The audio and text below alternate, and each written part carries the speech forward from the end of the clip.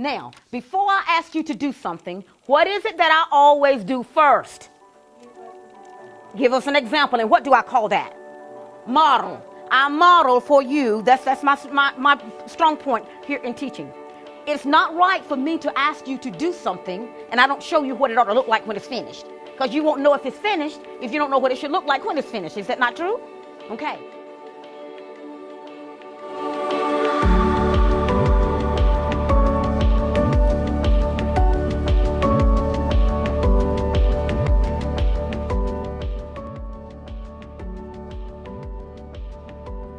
The project that we just entered into today with different students showing their different talents and whatnot was a culminating activity that we did in conjunction with our poetry unit. What we had to do with this unit, we wanted to learn and teach the students the elements of poetry. And the way that I usually teach my students, and the way that I did with this one, I gave them information first. That information was, I gave them the elements of poetry. I gave them notes that they should take and write down into their interactive notebooks so that they could be, to some extent, self-directed learners, so that when they had questions about the poetry project, that they could go to their notebooks and answer them themselves. The project that me and Serena is doing is basically made up of a real life story.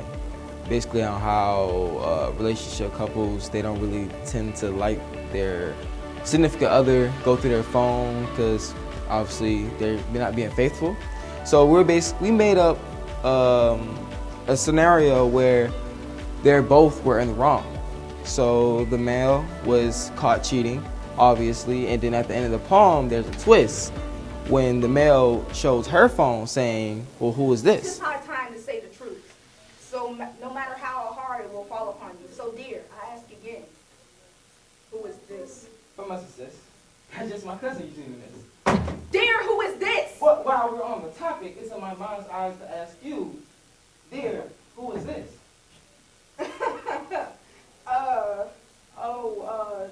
That is also my cousin that you have failed to miss. What is that so dear? I guess the courts hard to miss. Then let us never again speak on this. Agreed. Dear, who is this? Me, I feel amazing that Dr. Smith sees that role model in me, because I don't see it in myself sometimes. So to see that a teacher actually sees like that light in me that would tell her, hey, these two students are actually can lead my class, you know, it really makes me feel good. Now this is what we're going to do. As each person come up, I am going to give you a Post-it note, and I want you to write a response to that person. And when you finish writing your response, it can be a word, a phrase, or a sentence, and Ms. Thompson is going to come by and pick it up and give it to that person so that they can see what you think about that poem. Remember, you are listening for the elements of poetry that they say that is in their particular poem type. Are y'all with me? I just decided to do the limerick because it's more of my style, because I have a little bit of comedy to me, because I like being funny towards people, I like making people laugh. So I decided to do a limerick, and I put a little bit of my own twist in it, like doing impressions that I can do in my voice. So that's what I decided to do for my project. I also gave them models of the different poems, types of poems, that we were going to be learning about in our class. But the 10th one, which is what we saw today, the 10th one was their poem of choice. But they had to act it out. They had to take their personality and let that be the platform for which they were going to deliver their poem. And we used video clips. For instance, we used Maya Angelou's clip where she performed her own poem, Still I Rise. You may write me down in history with your bitter, twisted lies. You may trod me in the very dirt, but still like dust, I'll rise. We did a video clip from The Outsider for Pony Boy.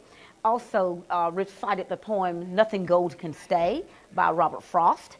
And so these students actually saw the different ways that poems could be delivered. And they were also given rubrics so that when they put their poem project, which was also a part of the culminating activity, they had to take all these poems, put it in a poem book. Some students chose to do it electronically. Some chose to print off the different poems that they had created and put them in a poem booklet, hard copy. Then others decided to also do hard copy, but they had they had to handwrite everything. And so we have some artists in our class. So they just kind of created the pictures themselves and just kind of put them on the page for their particular poem that they did.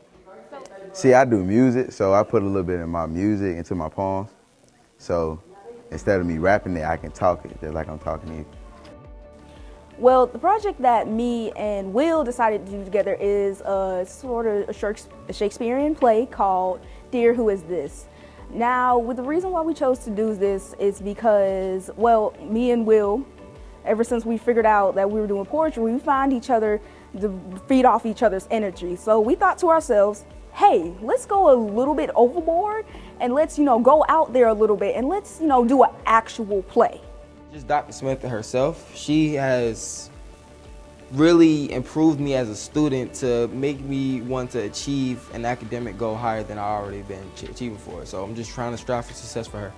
It's about the students being able to give back what they've gotten. And if they can't give back what they've gotten from the teacher, and the teacher is pleased with it, then you know that you didn't do your job. So you need to start over again. But today, I know that these kids got this because they were able to take what I had given them, go from text to text, text to self, and text to world. And many of them was able to articulate that within the poem booklets that they did for me. So that always makes any educator feel good because it's about the kids.